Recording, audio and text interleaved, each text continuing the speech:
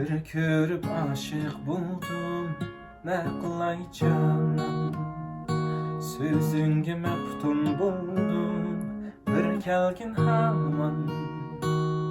Közlerimden nur yüzüm, kaçırmağın menden yüzüm. Kalbimdeki söygümni, yalqınlıtar bir sözüm. Söygüm bir özüm yarım. Yarım,